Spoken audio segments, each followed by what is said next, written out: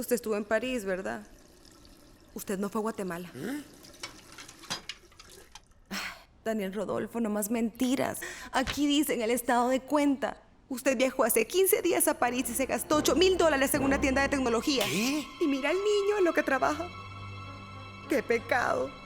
Para evitar fraudes, ahora puede reportar su viaje y recibir notificaciones de sus compras desde la app Davivienda. Así de fácil. Davivienda, una multilatina en El Salvador.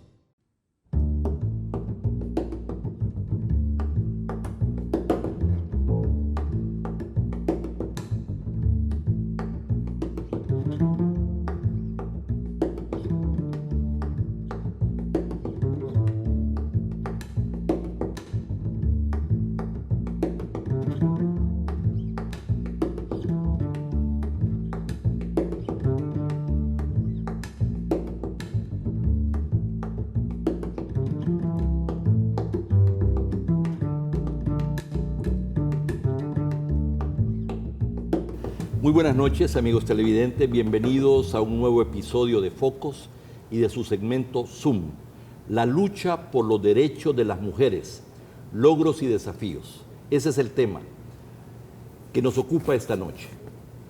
En pleno siglo XXI, la lucha por los derechos de las mujeres sigue más vigente que nunca. Y en El Salvador, tanto o más, con tanta violencia sexual y embarazos en niñas y adolescentes, con cientos de miles de madres que cargan solas con sus hijas e hijos, con salarios menores por igual trabajo, con limitado acceso a la justicia, con la complicidad social, con el maltrato y asesinato de mujeres y con una de las tasas más altas de feminicidios en el mundo. Las organizaciones más relevantes de derechos humanos y las mejores democracias en el mundo nos condenan y nos piden que paremos dichos asesinatos y la penalización absoluta del aborto.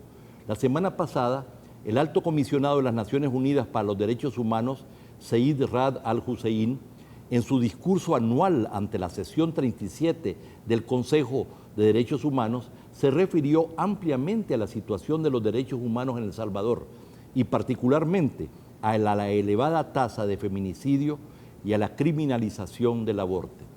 Nadie más calificada en El Salvador para hablar de estos temas que Morena Herrera, a quien le damos la más cordial bienvenida. Bienvenida, Morena. Gracias por la invitación, un gusto estar aquí. Licenciada y candidata al doctorado en Filosofía, maestría sobre Relaciones de Género en España, maestría en Desarrollo Local, docente en la Maestría de Género y Desarrollo de la Universidad Complutense de Madrid y de la Universidad de Barcelona, y en la Maestría en Desarrollo Local en la UCA. Fue fundadora y coordinadora de la Asociación de Mujeres por la Dignidad y la Vida Las Dignas, presidenta del Fondo Centroamericano de Mujeres, miembro de la Comisión Nacional de Bioética y presidenta de la Agrupación Ciudadana por la Despenalización del Aborto, autora de decenas de artículos académicos con un compromiso de vida por la defensa de los derechos humanos, particularmente de las mujeres. Bien, Morena, por limitaciones de tiempo tuve que omitir la mayor parte de tu biografía, de tu currículum vitae, pero cuando te preguntan quién eres, tú contestas simplemente activista feminista. A veces le agregas defensoras de los derechos humanos. Bueno, es que yo pienso que es importante para la gente que defendemos derechos humanos, para la gente que creemos en la sociedad, en una sociedad más feliz, más justa, que es importante que independientemente de los grados académicos que logremos, podamos disponer de nuestra energía, de nuestra contribución a cambiar las relaciones, a transformar las relaciones. Entonces, hubo un tiempo que en el movimiento feminista estaba un poco desprestigiado el concepto de activista, y en ese momento yo decidí empezar a afirmarme como activista feminista, porque independientemente de los ámbitos, o sea, yo voy a la universidad y trabajo con mis alumnos y alumnas, pero les digo de antemano, yo voy con la esperanza de que ustedes comprendan las causas o algunas de las causas por las cuales lucho, no a imponer una una visión y una posición, sino a compartirlo. Y creo que las universidades, por hablar de un ámbito en el que trabajo, son escenarios en los cuales hay que hacer lucha también. Entonces me siento más cómoda y más cercana con la gente cuando me pongo estos nombres así. ¿Cómo te metiste en esta lucha a la que le has dedicado prácticamente toda tu vida? Bueno, en realidad yo empecé a participar muy jovencita en comunidades eclesiales de base y en el movimiento estudiantil. Participé en todo el proceso revolucionario, pero hubo un momento en el que me di cuenta que en todas las luchas los derechos, las propuestas, los ideales de las mujeres siempre quedan postergados, que sacamos la peor parte en todas partes. Entonces, en ese momento decidí, fue en el año 90, decidí que quería dedicar, que si iba a seguir entregando el amor y la vida, lo quería hacer por las mujeres. En el año 2016, la BBC de Londres te consideró una de las 100 mujeres más influyentes en el mundo. Y la semana antepasada, la Embajada de Canadá te reconoció como líder en derechos humanos, Rostros por la Igualdad, con la presencia y agrado, yo diría, de varios embajadores de Latinoamérica y la Unión Europea. Tuve el gusto de que la embajadora de Canadá me invitara a este evento y además de que había mucha gente, hubo un gran reconocimiento para ti y otras colegas tuyas luchadoras. ¿Qué significa estos reconocimientos para ti?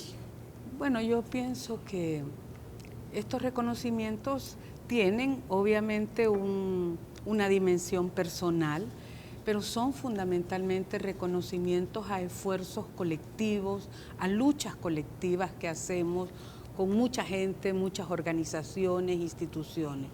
Los derechos de las mujeres nos preocupan a mucha gente y yo los entiendo también como respaldo a esas luchas, como respaldo a esas preocupaciones. Pienso que hemos caminado y el reconocimiento de la BBC lo entendí como un reconocimiento a eso que hemos caminado, pero también las entiendo como un respaldo, como una cosa de decir tenemos que seguir adelante y en ese sentido personalmente me comprometen más. Bueno, es lamentable que a veces estos reconocimientos no se conocen en El Salvador, ¿verdad? A veces hay compatriotas salvadoreñas y compatriotas salvadoreños en hombres que son más reconocidos que afuera que adentro y sobre todo en algunos temas donde nos pareciera que nos hemos quedado atrás, donde no hemos evolucionado. ¿Cómo interpretas tú que esto suceda? Bueno, hay aquel dicho de que nadie es profeta en su tierra, pero yo creo que sí vamos cambiando. A ver, las mujeres en general carecemos de reconocimiento político y social a nuestra contribución. Las sociedades, y El Salvador, la salvadoreña no es la excepción, se construyen sobre la base de desconocer una buena parte de lo que hacemos las mujeres. Esto tiene que ver con lo que hacemos en las casas.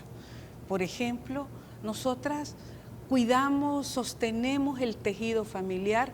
También muchas comunidades se sostienen sobre la contribución y la preocupación de las mujeres por la gente de sus comunidades.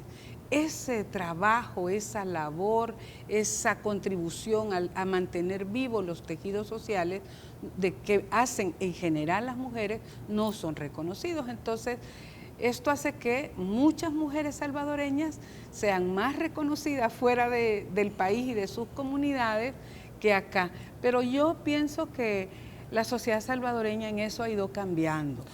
Pues hablando de logros y avances en materia de derechos humanos de las mujeres salvadoreñas en las últimas décadas, ¿cómo evalúas tú estos logros y avances, por decir así, en los últimos 25, 30 años?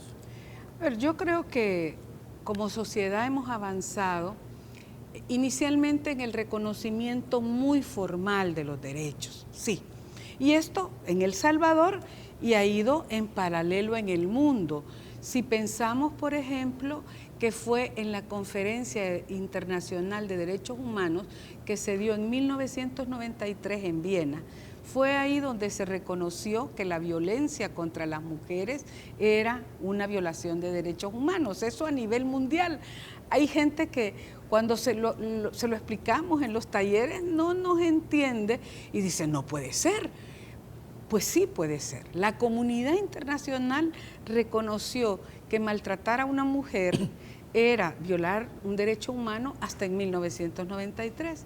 En El Salvador hemos avanzado. En el año 94 la Asamblea Legislativa declaró que el Día Nacional de la No Violencia contra las Mujeres, y te quiero así en breve decir, era un momento en el cual nosotras teníamos una propuesta de ley similar a la que se aprobó en el 2010, pero no había posibilidades de que la aprobaran, porque la gente en la asamblea no entendía. Entonces dijimos, metamos la ley y metamos el día. Vamos a conseguir por lo menos el día. Entonces yo recuerdo que fuimos con todos los papeles a la asamblea, con todos los partidos políticos, y nos dice un señor, un diputado, díganme en qué países se ha aprobado esto. Y luego nos dijo, no es la fecha de que murió alguna de las comandantes de la guerrilla, y nosotras les decíamos, no, es simplemente una fecha que se ha acordado en toda América Latina. Entonces tráiganme la lista de los países. Yo llamé a una compañera de Perú, que estaba en un comité regional, y le digo, por favor, Roxana, decime en qué países se ha reconocido oficialmente este día. Morena, en ninguno. Si ustedes lo logran, van a ser el primer país que lo logren. Y entonces yo me quedo, ¿y qué hacemos? Miren, les digo yo, como no se enteran mucho, llevémosles todas las declaraciones relacionadas con el 25 de noviembre y al final pongamos número de países donde se está debatiendo. Entonces, El Salvador fue el primer país que oficialmente, de América Latina y el Caribe, que oficialmente reconoció el 25 de noviembre como Día Nacional de la No Violencia contra las Mujeres.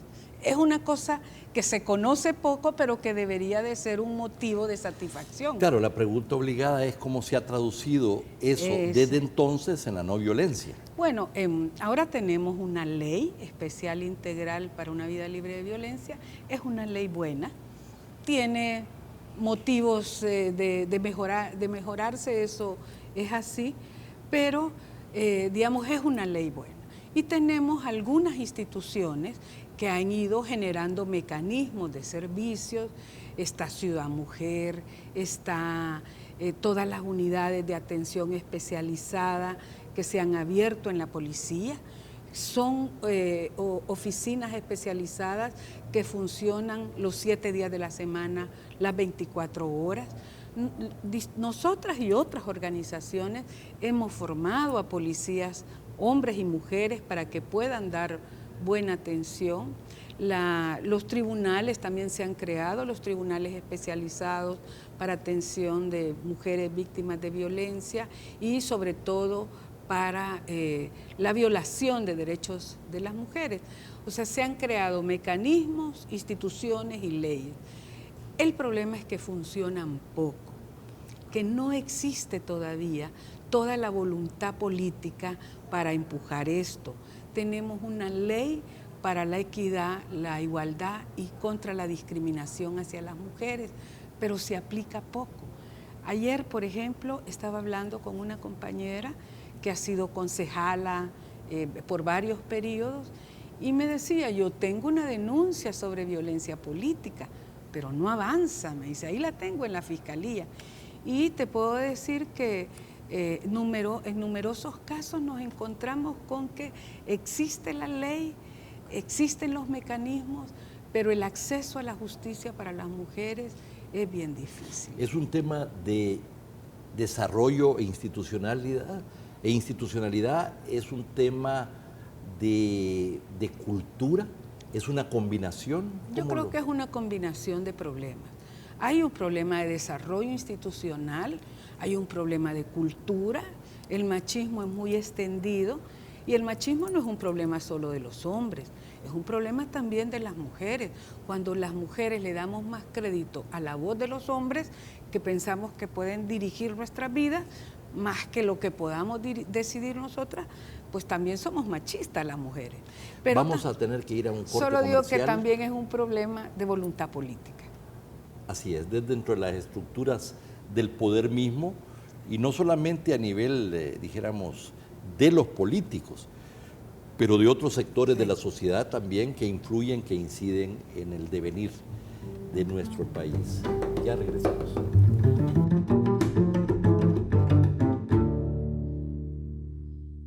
¿Cuánto dinero necesitas?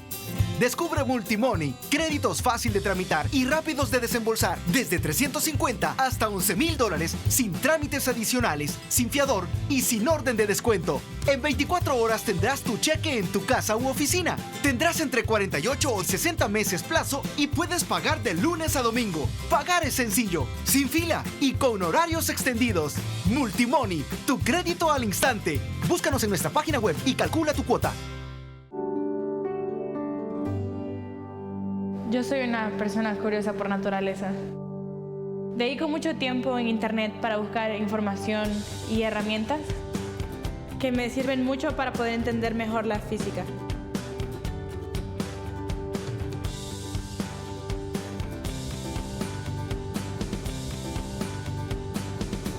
Soy Gabriela Corea y soy parte de la nueva generación de El Salvador.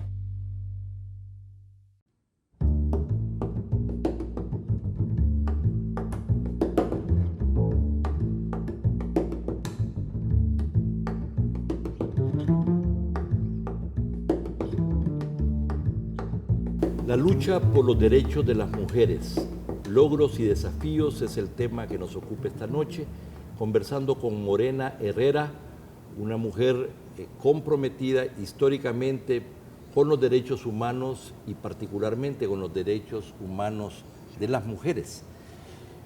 ¿Qué más logros y avances en este tema?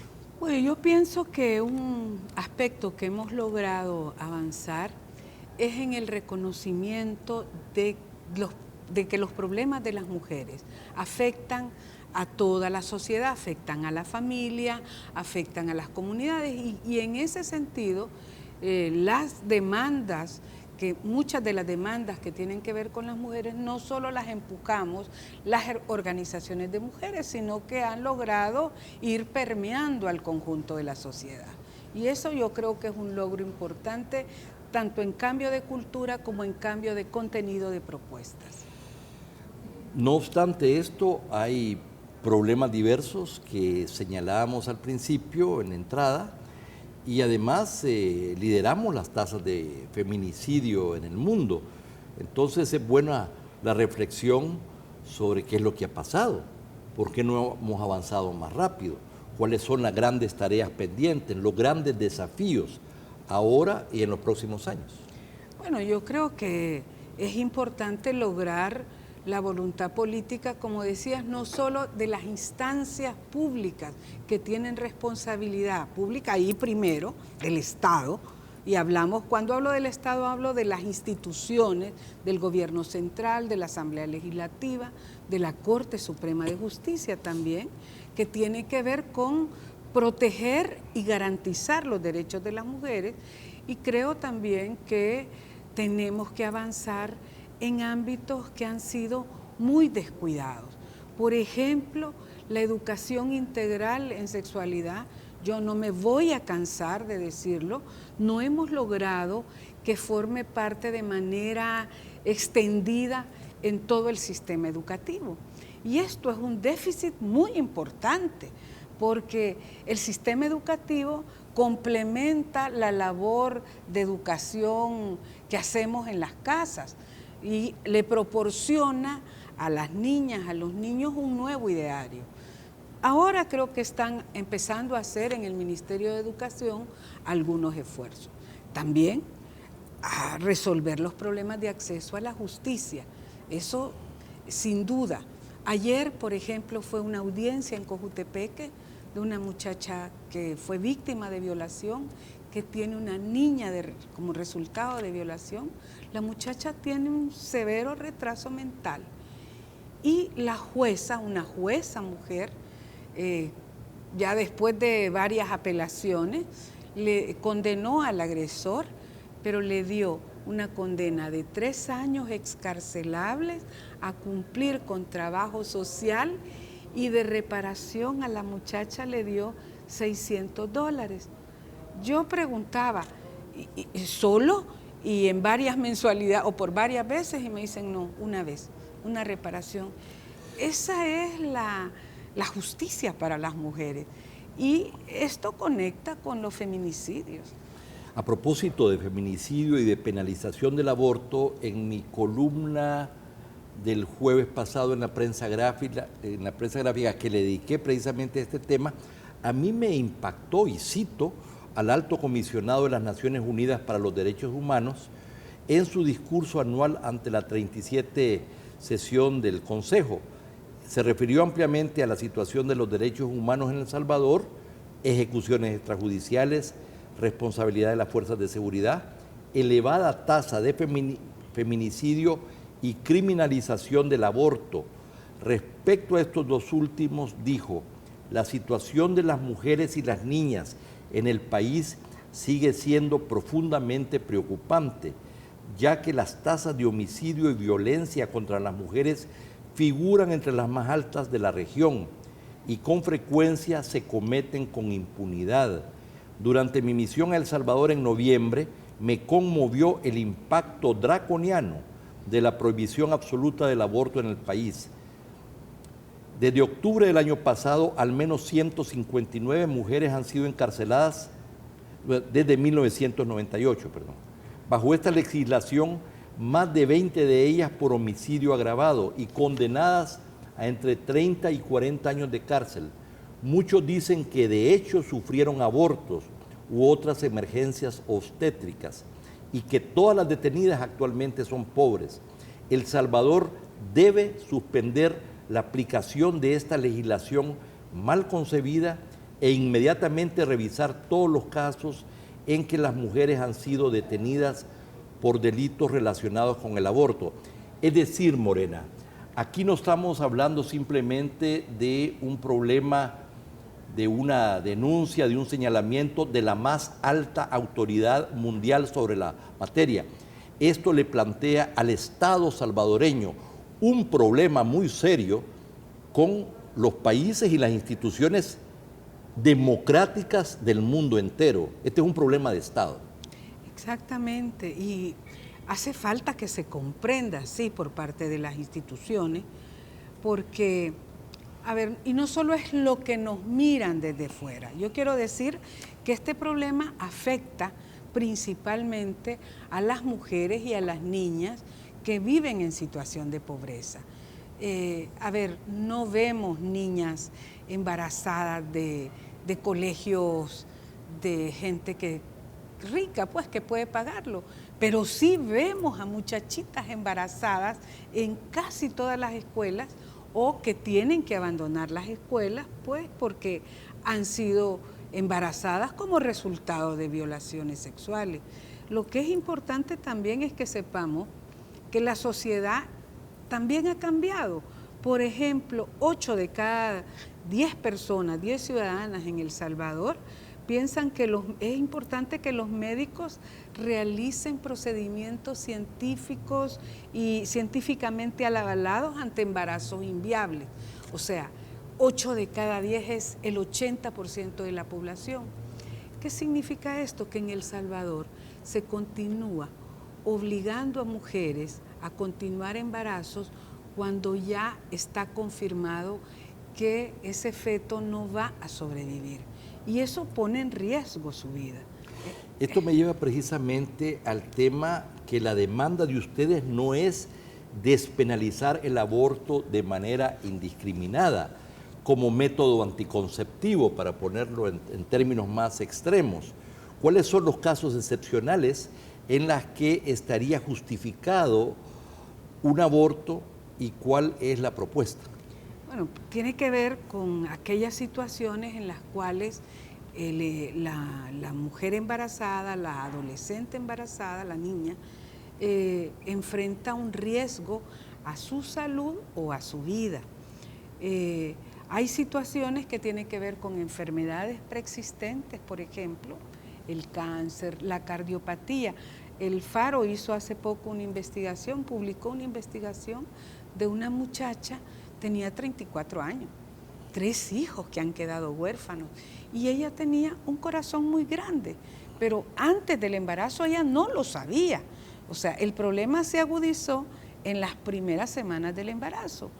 Nadie le dijo, mire, prevenga un embarazo porque usted tiene un corazón afectado. Ya había tenido 3 embarazos y 3 partos. Esta muchacha fue al hospital de la mujer y pidió, bueno, el médico, el que la examinó, le dijo, mire, su corazón está grande, no va a poder sobrevivir. Y usted tiene, pues no tiene la opción porque los médicos no les pueden ofrecer eso a sus pacientes, sino lo que convendría aquí sería la interrupción del embarazo. Y le preguntó, y la muchacha dijo, sí, por favor, yo quiero vivir, quiero cuidar a mis hijos, pues. Los médicos están amarrados de las manos para este tipo de casos, y a ella la trasladaron después al Hospital Rosales para tratarla de la cardiopatía. Y en pocas semanas, tuvo una cesárea, la criatura murió al día siguiente y ella murió al segundo día y ha dejado huérfanos a 3 niños. Entonces, el primer caso tiene que ver con situaciones de este tipo, riesgo a la salud y riesgo a la vida de la mujer gestante. El segundo... ¿Violaciones? El segundo, otro ámbito es el de las violaciones. De niñas, de adolescentes. Niñas, adolescentes especialmente. Yo, por ejemplo, creo que a ninguna mujer que quiera ser madre se le puede negar el derecho de ser madre, pero tampoco es respetarla como humana, imponerle la maternidad después de un hecho de violencia sexual. Y te quiero decir que conozco casos también de mujeres que tienen hijos e hijas producto de violaciones. Un embarazo impuesto producto de violencia sexual no es solo contra la mujer, sino es contra la criatura que nace. La relación no es fácil, no es que las mujeres no los quieran, es que tienen complicaciones. El otro tema, Morena, entiendo que tiene que ver con casos donde hay malformaciones en el feto y se sabe que pues no va a sobrevivir. Y a veces no es permitido un caso de aborto hasta cuando cese ya el latido, dijéramos, el latido fetal. Fetal, ¿verdad? Sí, yo creo que esto es importante porque hay mucha confusión en la gente. Incluso, gente que se opone a este cambio de ley, dice que nosotras queremos que todas las niñas que los embarazos se interrumpan por el síndrome de Down. Yo quiero aclarar, no es cierto. Se trata de casos en los cuales está comprobado clínicamente que el feto no va a sobrevivir fuera del útero materno. Ahí también hay una diversidad de casos. Y el tema con el latido fetal es con los embarazos ectópicos.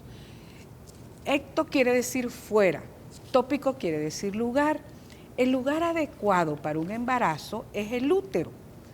Sin embargo, la naturaleza es bien diversa. En algunos casos, el embarazo se da fuera del útero, fuera de la pera esa que tenemos las mujeres. Estaría en las trompas de Puede ser falopio. en las trompas, puede ser también en el cuello del útero, que son muy riesgosos, son de propensos a grandes hemorragias. Entonces, lo que está ocurriendo aquí es que, aunque los procedimientos clínicos dicen que debe interrumpirse, los médicos tienen temor y esperan a que ya no haya latido fetal. El 26 de abril del 97 se reformó la Constitución penalizando el aborto. 4 días antes de finalizar la legislatura.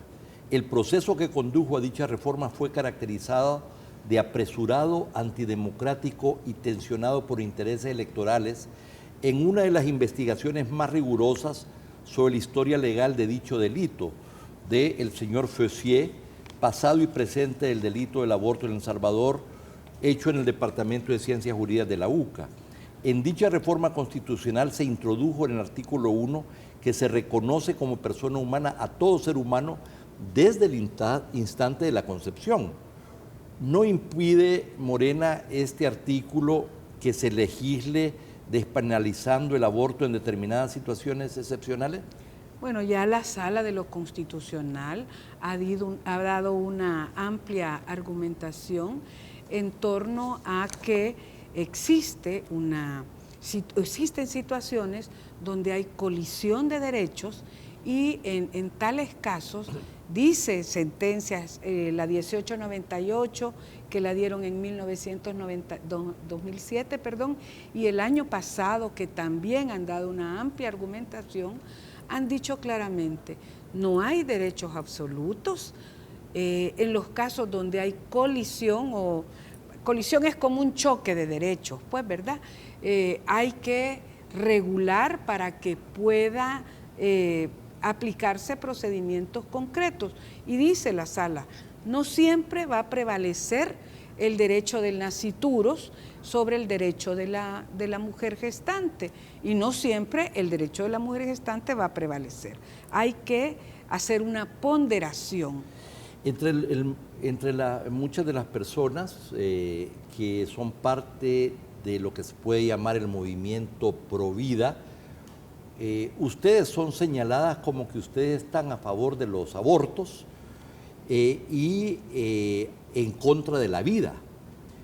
No obstante, muchos estudios, no solamente en El Salvador, pero a nivel internacional, han identificado que cuando se despenaliza el aborto, y sobre todo en casos excepcionales, y se acompaña de educación sexual, reproductiva, etcétera, el número de abortos disminuye y se salvan más vidas. Entonces la gran pregunta es, ¿cómo se reducen los abortos y se salvan más vidas? ¿Penalizando o despenalizando el aborto en casos excepcionales? Yo creo que se necesitan políticas integrales de salud sexual y reproductiva, pero estas implican que en los hospitales públicos se pueda brindar servicios de interrupción del embarazo que puedan ser legales, seguros, de servicio público también, para aquellos casos donde la legislación lo regule, lo indique. La Sala de lo Constitucional ha dicho, las sociedades pueden regular por plazos o por indicaciones. La propuesta que nosotras hemos hecho, presentado, demandado a la Asamblea Legislativa es una propuesta de despenalización por indicaciones ante casos concretos. Yo estoy segura que no solo se van a salvar más vidas, sino que es importante que los médicos y las médicas puedan ofrecerle atención necesaria a las niñas y a las mujeres para sobre todo salvar su vida. Hay muchos abortos que son hechos de manera, ¿cómo diríamos?, fuera de los criterios, de los ámbitos, de los cuidados médicos. De manera más insegura, sí. Así es. Bueno, este es un tema de interés nacional, este no es un tema de izquierda o derecha, que si el Frente o el FMLN. Entiendo que hay gente ciertamente en el FMLN, pero también otros en Arena o de otros partidos que este tema les preocupa. ¿Cuál es una última mensaje a los diputados y a los partidos políticos? Pues yo creo que eso, que traten el problema de la penalización absoluta del aborto con responsabilidad. Todos son nuestros representantes, todos son nuestros servidores públicos, todos y todas las que están en la Asamblea Legislativa. Y este no es un problema de colores partidarios, sino de responsabilidad pública. Yo les diría que no condenen a una generación de niñas a vivir en esta inseguridad, crecer en esta inseguridad. Yo soy abuela y tengo dos nietas adolescentes y una más chiquita. Y me pongo a pensar, si los diputados y diputadas no aprueban esta reforma del artículo 133, van a condenar a mis nietas a vivir junto con toda su generación en esta inseguridad. Morena, muchísimas gracias por tu participación en Focos esta noche. Ha sido un gusto el que hayas estado con nosotros. Muchas gracias. Bueno, muchas gracias. Muchos gustos. Y a usted, amigos televidentes, muchas gracias por su sintonía. No nos cambie, viene Prisma.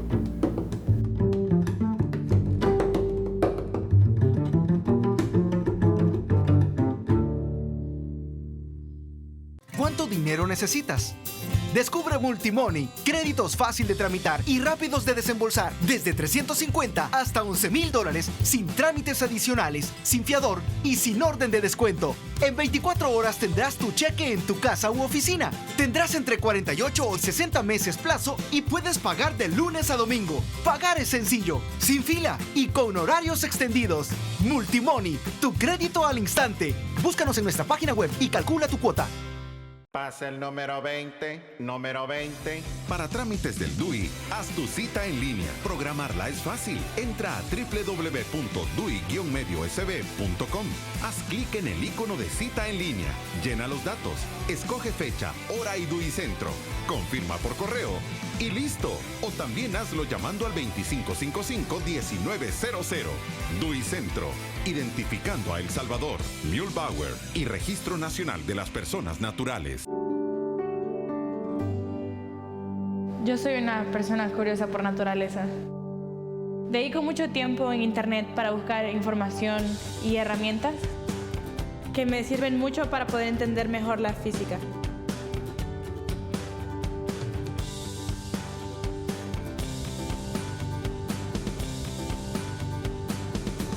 Soy Gabriela Corea y soy parte de la nueva generación de El Salvador.